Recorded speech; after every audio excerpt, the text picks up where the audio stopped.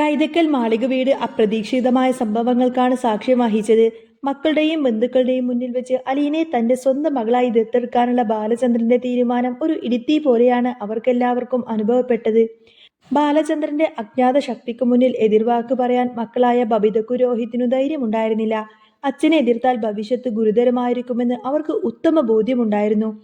കൃഷ്ണമോൾക്കാവട്ടെ സത്യങ്ങളെല്ലാം തന്നെ നേരത്തെ അറിയാവുന്നതുകൊണ്ട് അവൾ വലിയ ഭാവമാറ്റങ്ങളൊന്നും കണ്ടില്ല. അച്ഛന്റെ തീരുമാനം എന്താണോ അത് നടക്കട്ടെ എന്ന് മൗനാനുവാദത്തോടെ അവൾ പിൻവാങ്ങി.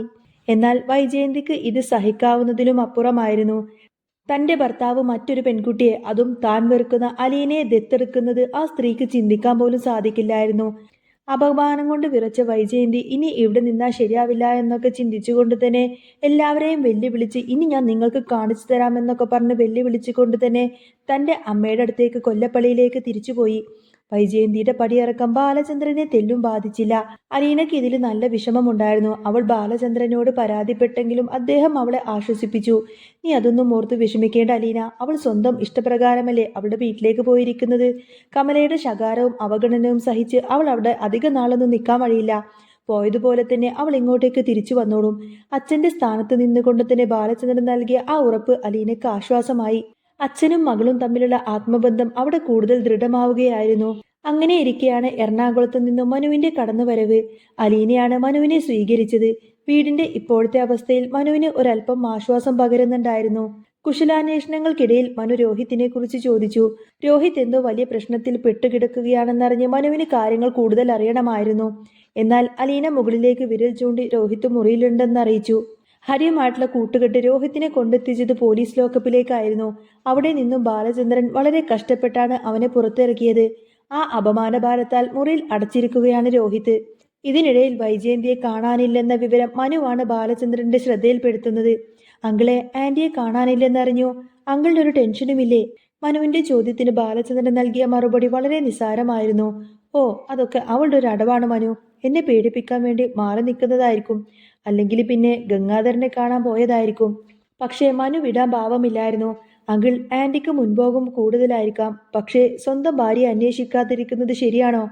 അങ്കിൾ ഒന്ന് അന്വേഷിക്കണം. മനുവിന്റെ നിർബന്ധത്തിന് വഴങ്ങി ബാലചന്ദ്രൻ അന്വേഷിച്ചു. ഒടുവിൽ വൈജയന്തി ഗംഗാധരന്റെ അടുത്തേക്ക് തന്നെയാണ് പോയതെന്ന് സ്ഥിരീകരിച്ചു. മനുവിന്റെ നല്ല മനസ്സിനെ ബാലചന്ദ്രൻ പ്രശംസിച്ചു.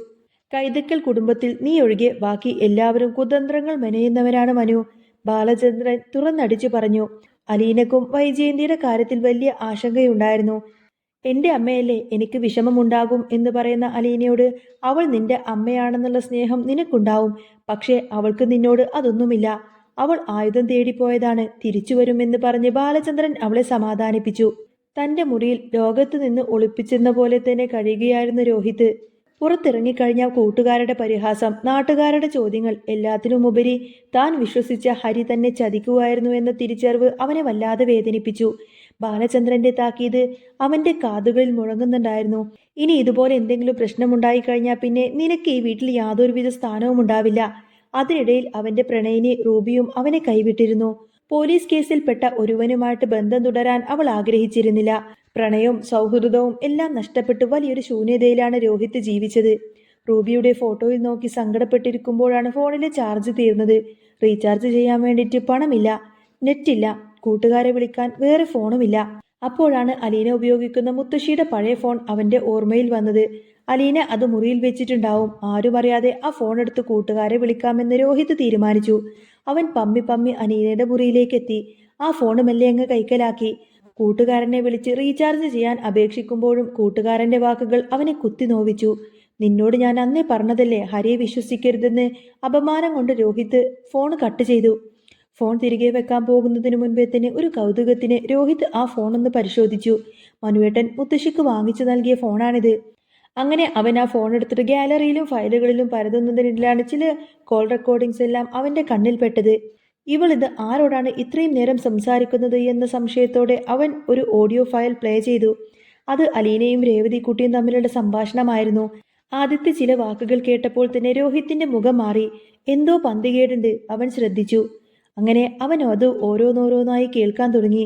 ഓരോ നിമിഷം കഴിയുന്തോറും അവന്റെ ഉള്ളിലെ ഞെട്ടൽ വർദ്ധിച്ചു വന്നു. ആ റെക്കോർഡിങ്ങിലൂടെ ഒരു വലിയ സത്യം തന്നെ അവന്റെ മുന്നിൽ ചുരുളൊഴുകയായിരുന്നു. അലീന, അവൾ മറ്റാരുമല്ല, അവൾ അനാഥയുമല്ല. അവൾ തൻ്റെ അമ്മയുടെ ആദ്യത്തെ മകളാണ്. തൻ്റെ രക്തം തന്നെ, തൻ്റെ സ്വന്തം ചേച്ചി. രോഹിത് ആ സത്യം അറിഞ്ഞതോടുകൂടി തന്നെ ആകെ തകർന്നു പോയി. ഈശ്വര, എന്താണ് ഞാനീ കേൾക്കുന്നത്? അലീന ശരിക്കും എൻ്റെ ചേച്ചിയായിരുന്നോ? അപ്പോ അമ്മ കല്യാണത്തിന് മുൻപേ പ്രസവിച്ച കുട്ടിയാണോ അത്? അതുകൊണ്ടാണോ അച്ഛൻ ഇവളെ ഇത്രമാത്രം സംരക്ഷിക്കുന്നത്? അങ്ങനെ നൂറ് ചോദ്യങ്ങൾ അവന്റെ തലച്ചോറിൻ മിന്നൽ പിണർ പോലെ പാഞ്ഞു. അവൻ നേരെ വാട്സപ്പ് തുറന്നു നോക്കി. ഈ റെക്കോർഡിങ്സ് എല്ലാം തന്നെ അച്ഛന്റെ നമ്പറിലേക്ക് അയച്ചിരിക്കുന്നു. അതായത് അച്ഛനെല്ലാം അറിയാം. താനും ചേച്ചിയും അമ്മയും ഒഴികെ ഈ വീട്ടിൽ മറ്റെല്ലാവർക്കും ഈ സത്യം അറിയാമായിരുന്നു. അലീനയുടെ പഴയ വാക്കുകൾ അവന്റെ ഓർമ്മയിലേക്ക് ഇരിച്ചെത്തി. നീ ഈ ചെയ്യുന്നതിനൊക്കെ എന്നോട് മാപ്പ് പറയേണ്ടി വരും രോഹിതേ. എന്റെ കാല് നീ പിടിക്കേണ്ടി വരും. അന്നത് കേട്ടപ്പോൾ രോഹിത്തിന് പുച്ഛമായിരുന്നു. എന്നാൽ ഇന്ന് അതിന്റെ അർത്ഥം എന്താണെന്ന് അവന് മനസ്സിലായി. സ്വന്തം കൂടപ്പിറപ്പ് തന്നെയാണ് താൻ ഇത്രയും നാൾ ദ്രോഹിച്ചത് എന്ന തിരിച്ചറിവ് അവനെ ചുട്ടുപൊള്ളിച്ചു. താൻ എത്ര വലിയ പാപിയാണ്. സ്വന്തം ചേച്ചിയെ ഛേ! രോഹിത് സ്വയം ശപിച്ചു. കണ്ണാടിയിലേക്ക് സ്വന്തം മുഖം നോക്കി അവൻ സ്വയം കവിളത്തടിച്ചു. എടാ, നീ ഒരു മനുഷ്യനല്ലടാ, നീ ഒരു മൃഗമാണ്. അവൻ പൊട്ടിക്കരഞ്ഞു. കുറ്റബോധം അവനെ വരിഞ്ഞു മുറുക്കിയിരുന്നു. ഭ്രാന്തമായ അവസ്ഥയിലൂടെ അവൻ കടന്നുപോയി. ഒടുവിൽ എങ്ങനെയൊക്കെയോ മനസ്സിനെ നിയന്ത്രിച്ച് കണ്ണുനീരൊക്കെ തുടച്ച് അവൻ ആ ഫോൺ യഥാസ്ഥാനത്തേക്ക് കൊണ്ടുപോയി വെച്ചു. ഫോൺ തിരികെ വെച്ച് മടങ്ങുമ്പോൾ അവൻ അടുക്കളയിലേക്കൊന്ന് നോക്കി. അവിടെ ഒരു പരാതിയുമില്ലാതെ ജോലി ചെയ്യുന്ന അലീന നിൽക്കുന്നുണ്ടായിരുന്നു. ഇന്നലെ വരെ അവളെ കാണുമ്പോൾ വെറുപ്പായിരുന്നു. എന്നാൽ ഇന്ന് അവന്റെ കണ്ണുകളിൽ സഹതാപവും സ്നേഹവും നിറഞ്ഞു നിന്നു. എന്റെ ചേച്ചി, അവന്റെ മനസ്സൊന്ന് മന്ത്രിച്ചു. ഭക്ഷണം കഴിക്കാൻ മേശപ്പുറത്തിരുന്ന രോഹിത്തിന് അലീന ചോറ് വിളമ്പി നൽകി. സാധാരണ അവളെ കാണുമ്പോഴേക്കും തട്ടിക്കയറാറുള്ള അവൻ ഇത്തവണ തലയുയർത്തി നോക്കിയതുപോലുമില്ല. കുറ്റബോധം കൊണ്ട് അവന്റെ ശിരസ് കുനിഞ്ഞിരുന്നു. അലീന ജോലികൾ തീർത്ത് തിരിഞ്ഞു നടക്കാൻ തുടങ്ങിയതും രോഹിത് ചോദിച്ചു, ചേച്ചി കഴിച്ചോ? ആ ചോദ്യം അലീനയെ അക്ഷരാർത്ഥത്തിൽ ഞെട്ടിച്ചു കളഞ്ഞു. അവൾ ചുറ്റുമൊന്ന് നോക്കി. ഇവിടെ വേറെ ആരെങ്കിലും ഉണ്ടോ? രോഹിത് തന്നെയാണോ ഇത് ചോദിച്ചത്? അതോ ഇനി തന്നെ കളിയാക്കിയതാണോ? അലീനയുടെ അമ്പരപ്പ് കണ്ട് രോഹിത് വീണ്ടും പറഞ്ഞു, അല്ല ചേച്ചി കുറെ നേരമായല്ലോ അടുക്കളയിൽ നിൽക്കുന്നു, അതുകൊണ്ട് ഞാൻ ചോദിച്ചതാ. രോഹിത്തിന്റെ വാക്കൊന്നും തന്നെ അലീനയ്ക്ക് വിശ്വസിക്കാൻ കഴിഞ്ഞില്ല. ഞാൻ കഴിച്ചോളാം. അവൾ വിക്കിക്കൊണ്ട് തന്നെ രോഹിത്തിനോട് മറുപടി പറഞ്ഞു. രോഹിത്തിന് എന്താണ് പറ്റിയത്? ഇനി ഹരിയുമായി ചേർന്ന് പുതിയ എന്തെങ്കിലും ചതിക്കുള്ള പ്ലാൻ ആയിരിക്കുമോ? അവൾ സംശയത്തോടെ രോഹിത്തിനെയൊന്ന് നോക്കി. നിനക്കിതെന്തു പറ്റി രോഹിത്? നീ എന്തിനാ എന്നോട് ഇങ്ങനെയൊക്കെ ചോദിക്കുന്നത്? നീ വീണ്ടും എന്നെ ചതിക്കാനുള്ള പുറപ്പാടാണോ? ഹരിയുമായിട്ട് നീ ഇനിയും കൂട്ടുകെട്ട് വിട്ടില്ലേ? അലീനയുടെ ചോദ്യങ്ങൾ രോഹിത്തിനെ നോവിച്ചു. പക്ഷേ അവൻ മറുപടിയൊന്നും പറഞ്ഞില്ല. അവൾ പറയുന്നതൊക്കെ കേൾക്കാൻ അവൻ ബാധ്യസ്ഥനാണെന്ന് അവന് തോന്നി. നീ വിചാരിക്കുന്നത് പോലൊരു പെണ്ണല്ല. എന്നെ ജീവിക്കാൻ അനുവദിക്കണം. അലീനയുടെ തൊണ്ടയിടറി. ഇത് കേട്ട രോഹിത്തിന് അവിടെ ഇരിക്കാൻ കഴിഞ്ഞില്ല. അവൻ പാതി കഴിച്ച ഭക്ഷണം ഉപേക്ഷിച്ച് സോറി എന്ന് മെല്ലെ പറഞ്ഞുകൊണ്ട് തന്നെ അവിടെ നിന്നും എഴുന്നേറ്റു പോയി. അതോടുകൂടെ തന്നെ അലീന ആകെ സ്തംഭിച്ചു നിന്നുപോയി. അവൻ മുകളിലേക്ക് പോകുന്നതും നോക്കി അവൾ ആകെ ഷോക്കേറ്റതുപോലെ തന്നെ അവിടെ തന്നെ നിന്നു. ഇവനിത് എന്തു പറ്റി? ഭക്ഷണം മുഴുവൻ കഴിച്ചില്ലല്ലോ. അവൾ ബാക്കി ഭക്ഷണം എടുത്ത് അവന്റെ മുറിയിലേക്ക് ചെന്നു. വാതിലിൽ ഇങ്ങനെ മുട്ടി നോക്കിയപ്പോൾ കേറിപ്പോരെ എന്ന് രോഹിത്തിന്റെ ശബ്ദം. അലീന ഭക്ഷണം വെച്ച് വേഗത്തിൽ തന്നെ ഇറങ്ങിപ്പോന്നു. അലീനയ്ക്ക് രോഹിത്തിന്റെ മാറ്റം വിശ്വസിക്കാൻ കഴിഞ്ഞില്ല. അവൾ ഉടനെ രേവതിക്കുട്ടിയെ വിളിച്ചു. എടി, രോഹിത്തിന് എന്തോ മനംമാറ്റം. അവൻ എന്നെ ചേച്ചി എന്നൊക്കെ വിളിക്കുന്നു. പക്ഷേ രേവതിക്കുട്ടി അത് വിശ്വസിച്ചില്ല. ചേച്ചി സൂക്ഷിച്ചു വേണം, അവന്റെ പുതിയ അടവായിരിക്കും അത്. ആ ദ്രോഹി അങ്ങനെയൊന്നും മാറില്ല. എന്നാൽ അലീനയ്ക്ക് രോഹിത്തിന്റെ കണ്ണുകളിലെ ആത്മാർത്ഥത ബോധ്യപ്പെട്ടിരുന്നു. അതേസമയം മുറിയിൽ വിഷമിച്ചിരിക്കുന്ന രോഹിത്തിന്റെ അടുത്തേക്ക് ബാലചന്ദ്രൻ കടന്നു വന്നു. എന്താ രോഹിത് ഇത്? കോളേജിലേക്കൊന്നും പോകുന്നില്ലേ?